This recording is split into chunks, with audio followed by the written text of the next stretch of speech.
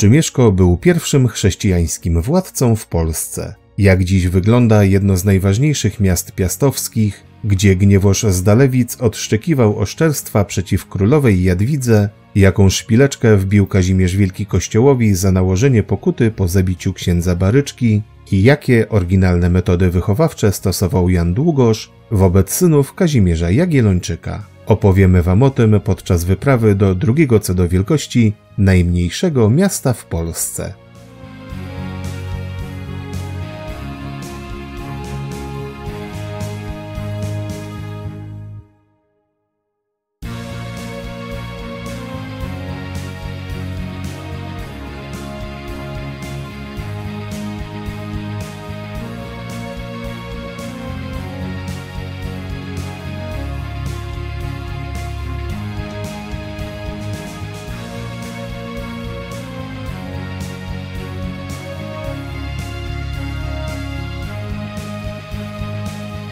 Zapraszamy was dziś do jednego z owianych tajemniczą historią i legendami starych grodów słowiańskich, przez niektórych uznawanego za stolicę plemienia Wiślan i miejsce chrztu władcy, który miał miejsce blisko 100 lat przed Mieszkiem I.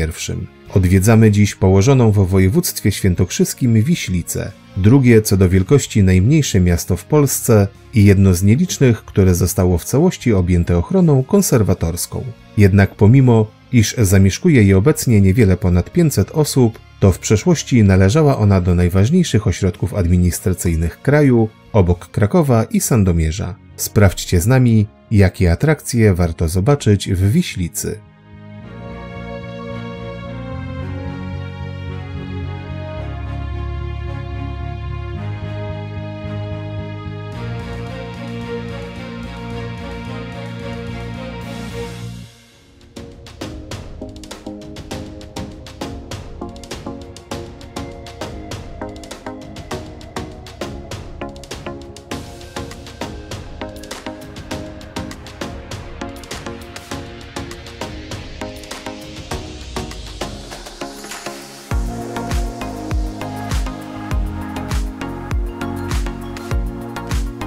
Wiślica należy do grupy najstarszych miast w Polsce, których początki sięgają czasów przed powstaniem państwowości. Wśród rozległych i podmokłych łąk Ponidzia ulokował się gród uznawany przez część historyków za stolicę państwa Wiślan. Według legendy nazwa osady pochodzi od imienia jej założyciela, księcia Wiślimira. Pierwsze pisane wzmianki o niej pojawiają się w legendzie panońskiej, czyli żywocie świętego Metodego, która opowiada o przymusowym chrzcie w 880 roku pogańskiego księcia Wiślan Świętopełka I, ale o tym opowiemy wam nieco później.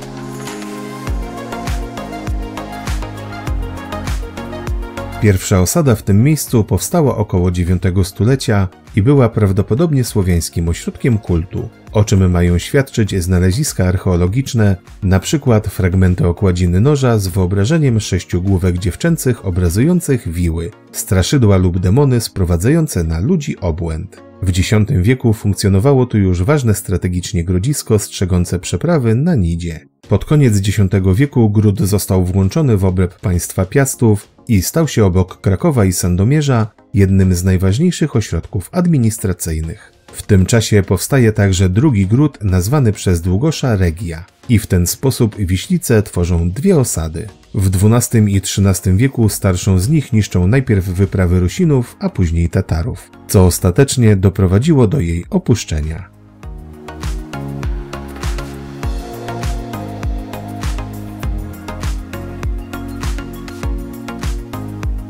Jeśli podoba Ci się nasz film, proszę zostaw łapkę w górę oraz rozważ subskrypcję kanału i włączenie powiadomień.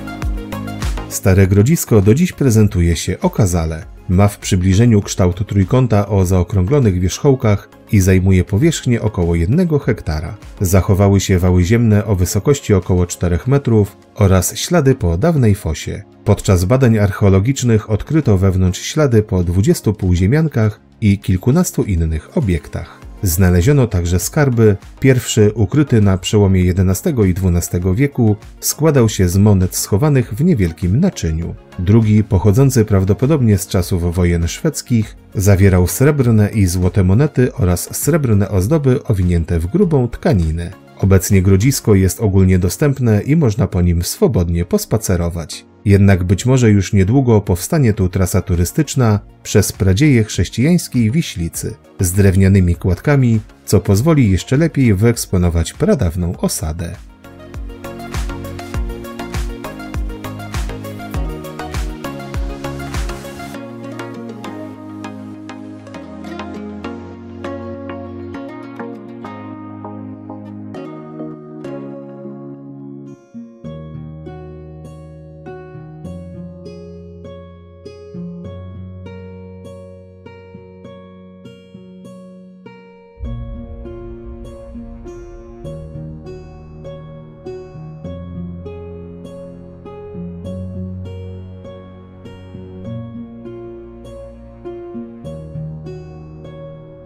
Muzeum Archeologiczne w Wiślicy to najnowsza atrakcja tego uroczego miasta, otwarta w lipcu 2022 roku. Ta nowoczesna placówka połączyła w jedną trasę najbardziej cenne zabytki miasta, począwszy od pochodzącej z IX wieku misy chrzcielnej w dawnym kościele świętego Mikołaja do XIV-wiecznych podziemi bazyliki i domu Długosza. Wykorzystano w tym celu najnowsze technologie wizualizacji obiektów, rekonstrukcje cyfrowe 3D, laserowe hologramy i technikę VR. W ten sposób powstało jedno z takich miejsc, o których z całą pewnością można powiedzieć, że jest obowiązkowym punktem wycieczki po województwie świętokrzyskim.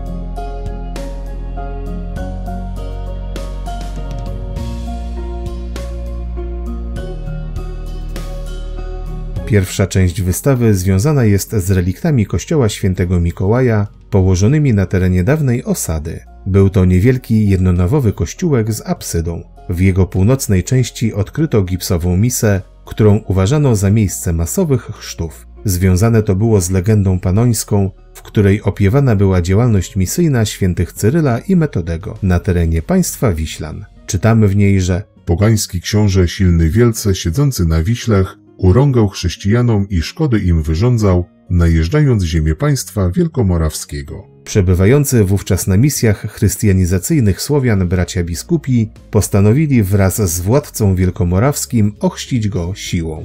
Doprowadzili do tego w 880 roku, a miejscem chrztu była właśnie Wiślica. Jego chrzest był jednoznaczny z ochrzczeniem poddanych, czyli plemienia Wiślan, co stało się według przekazu blisko 100 lat wcześniej niż chrzest Polski w 966 roku.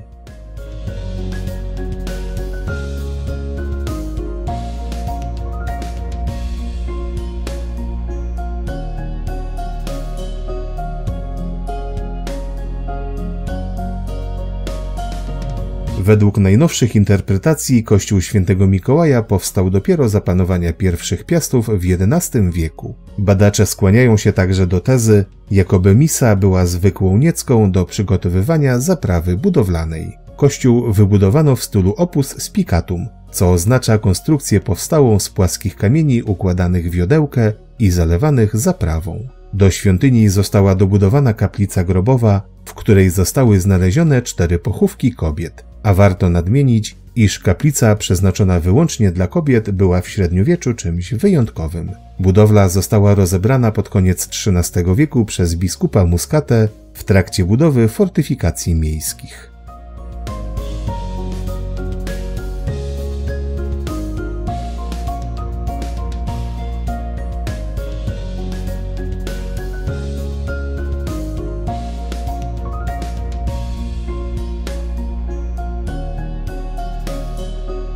Dalsza część trasy prowadzi do podziemi Bazyliki Narodzenia Najświętszej Marii Panny, która skrywa relikty dwóch świątyń romańskich. Pierwszy kościół w tym miejscu został ufundowany przez księcia Henryka Sandomierskiego około połowy XII wieku. Była to jednonawowa budowla o długości około 16 metrów z kryptą pod prezbiterium, którą przykrywała datowana na rok 1170 płyta orantów. Jest to unikat na skalę europejską, przedstawiający modlące się postacie. Za jej fundatora uznaje się Kazimierza Sprawiedliwego, a przedstawia ona jego samego z żoną Heleną i synem Bolesławem oraz Henryka Sandomierskiego z synem Kazimierzem.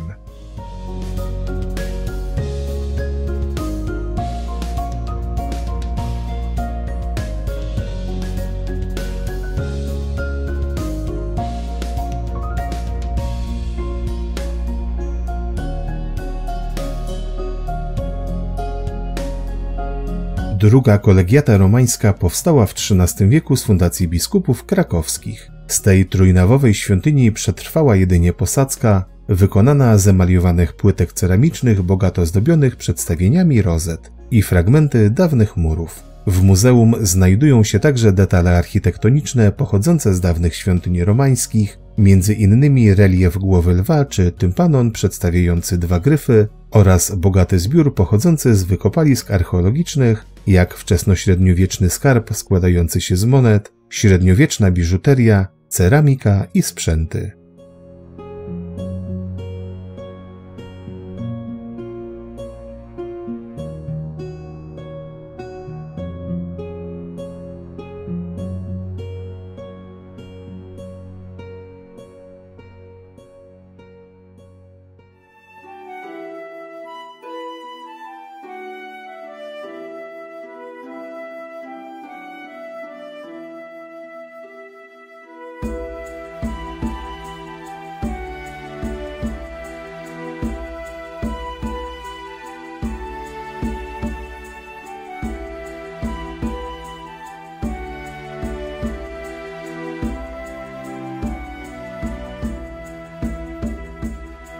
Gdy wjeżdżamy do Wiślicy, od razu rzuca nam się w oczy dominujący nad miastem gmach kolegiaty pod wezwaniem Narodzenia Najświętszej Marii Panny. Obecny kościół jest trzecim, który stanął w tym miejscu. O reliktach dwóch wcześniejszych opowiadaliśmy Wam już przy okazji wizyty w Muzeum Archeologicznym. Powstanie obecnego monumentalnego budynku wiąże się z Władysławem Łokietkiem, który w czasie walk z Wacławem Czeskim o tron krakowski ukrywał się w podziemiach wiślickiego kościoła. Tam żarliwie modlił się do Matki Boskiej o pomoc. Ta odpowiedziała podczas jednej z modlitw słowami: „Wstań, Władysławie, idź, zwyciężysz”.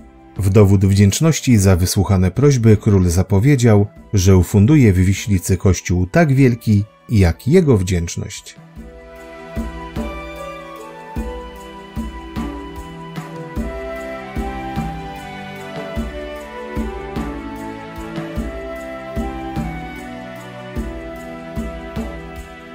Łokietek nie zdołał jednak spełnić obietnicy, ale o Wiślicy nie zapomniał. Był tu częstym gościem, a jako zalążek przyszłej świątyni podarował miastu figurę Matki Boskiej, nazywanej do dziś Łokietkową. Ta niewielka kamienna rzeźba łączy styl romański z gotyckim. Nieznany jest autor dzieła, jednak znawcy sztuki dopatrują się w niej wpływów artystów włoskich, niemieckich i czeskich z pierwszej połowy XIII wieku. Dziś figura zdobi ołtarz główny kolegiaty, którego, co ciekawe, nie zobaczycie od razu wchodząc głównym wejściem do świątyni, bo zasłania go potężny filar. Takiego usytuowania zażyczył sobie ponoć sam Kazimierz Wielki, taka mała szpileczka wbita za groźby nałożenia ekskomuniki.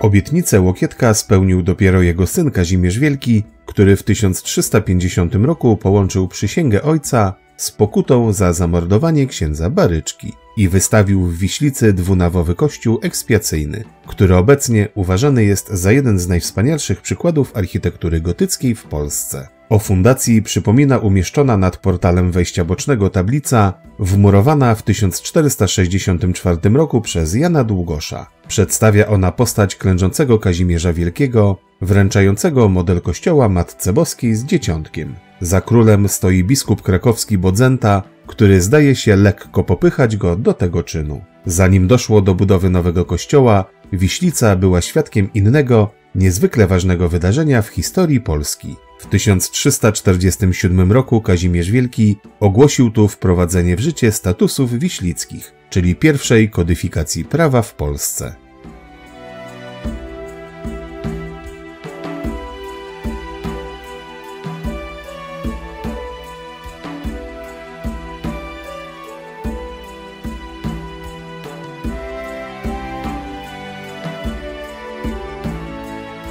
Do upiększenia świątyni przyczynił się również w XV wieku król Władysław Jagiełło, którego staraniem sprowadzeni z Rusi malarze udekorowali kościół malowidłami przedstawiającymi sceny z życia Maryi i Jezusa. Monumentalne freski mimo licznych zniszczeń pokazują rozmach władcy i patronat, jakim objął artystów z kręgów rusko-bizantyjskich.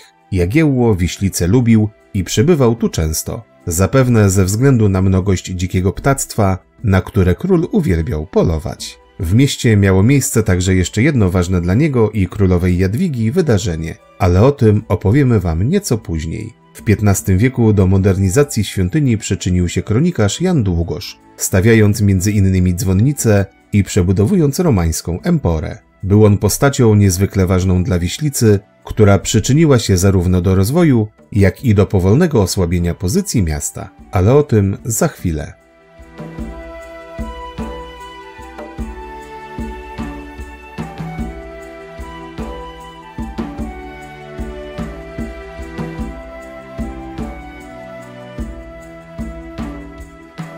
Od XVI wieku kościół był wielokrotnie naprawiany i restaurowany. Było to spowodowane zarówno zawieruchami wojennymi, jak i faktem, iż Kazimierz Wielki w przeciwieństwie do zamków nie przykładał zbyt dużej wagi do jakości materiałów, z których budowane były kościoły pokutne. Jednak największe zniszczenia przyniosła I wojna światowa, kiedy to w 1915 roku austriacka artyleria zniszczyła fasadę zachodnią kościoła i sklepienia. Przez kolejną dekadę trwała odbudowa świątyni pod kierunkiem Alfreda Szyszko.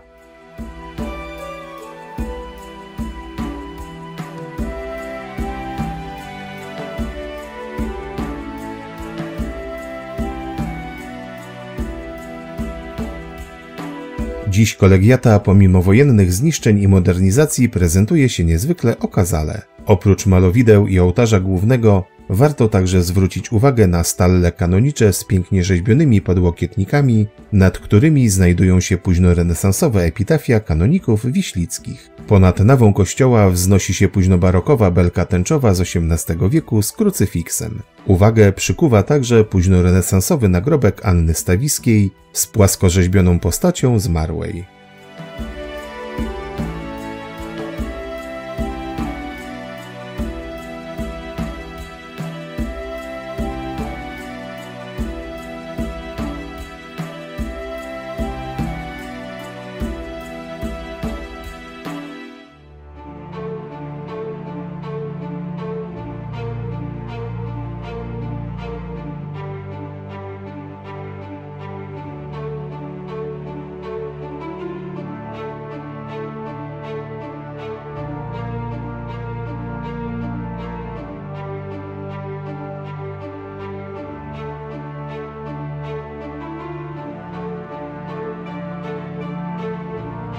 Dom Długosza powstał w 1460 roku w miejscu wcześniejszej siedziby kanoników, wystawionej przez Jana z Tarnowa. Po pożarze kanonik, kronikarz i kustosz kolegiaty wiślickiej postanowił ufundować nowy dom dla 12 kanoników i 12 wikariuszy tutejszej parafii. Jest to budynek wybudowany na planie wydłużonego prostokąta z kamienia i cegły. Jego wyjątkowość polega na tym, iż zastosowano w nim korytarz. Niespotykany wcześniej w średniowiecznych domach, który prowadził do poszczególnych mieszkań i pomieszczeń. Budynek do dziś wykorzystywany jest przez księży pracujących w parafii.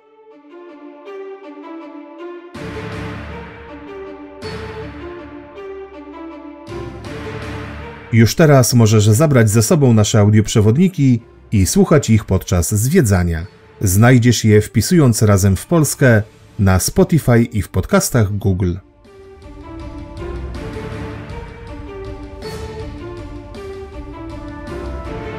Według miejscowej legendy dom służył Długoszowi jako szkoła dla synów Kazimierza Jagiellończyka. Nauki musiały być trudne dla młodych królewiczów, skoro ich ojciec zachęcał Długosza, by Rózgi śmiało używać i nauki do głowy wlewać. kronikarz śmiało korzystał z tego pozwolenia, przez co podopieczni nie darzyli go sympatią, a i później Wiślice omijali szerokim łukiem. Stąd też rozpoczął się proces utraty pozycji miasta w królestwie.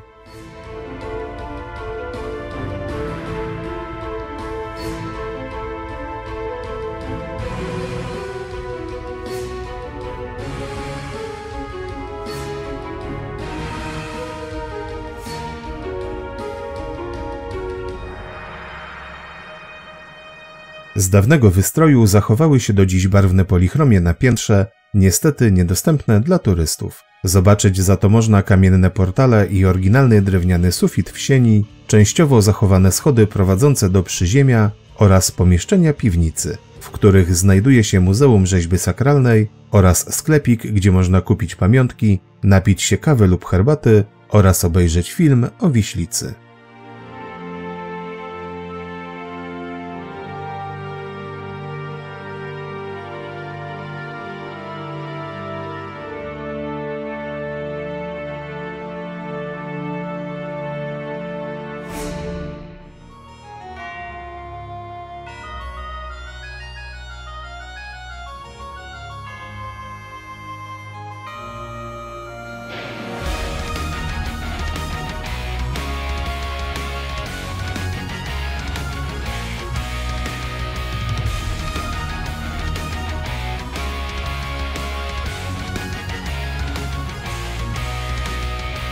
Sympatycy Jadwigi Andegaweńskiej czy też fani serialu Korona Królów zapewne kojarzą postać cynicznego intryganta Gniewosza z Dalewic, który oskarżył królową, iż w dniu ślubu nie była dziewicą, bo już wcześniej zapraszała do łoża Wilhelma Habsburga. Urażona do żywego Jadwiga wytoczyła rycerzowi proces. Stanęło też za nią murem 12 rycerzy, zapowiadając, że są gotowi bronić czci Jadwigi z bronią w ręku i wyzwać na pojedynek każdego, kto ośmieli się obrazić monarchinię. Zastraszony Gniewosz milczał przez całą rozprawę. Odezwał się tylko raz, prosząc o łagodny wyrok. Nie ścięto go mieczem ani nie wtrącono do lochu. Miał natomiast wczołgać się pod stół i na oczach trybunału odszczekać jak pies oszczerstwa. Ten głośny na całą Europę proces odbył się właśnie w Wiślicy, na pagórku w pobliżu Starego Grodziska, które dziś nosi nazwę Psia Górka.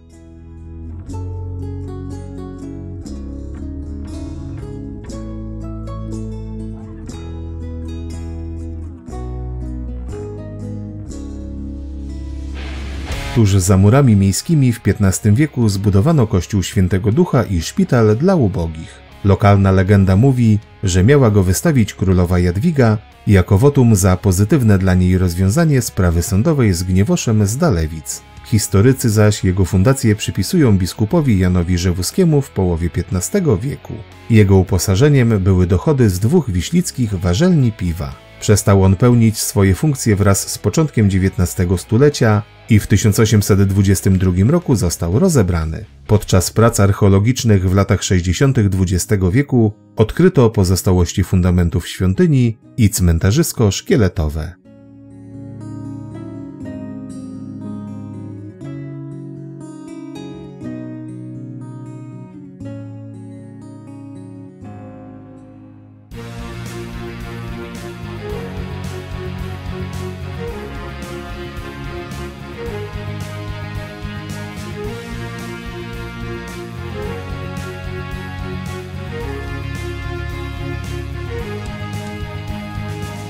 Dziękujemy, że obejrzeliście cały film. Proszę zostawcie łapkę w górę, piszcie w komentarzach o waszych wrażeniach, podzielcie się nim ze znajomymi i pamiętajcie o subskrypcji.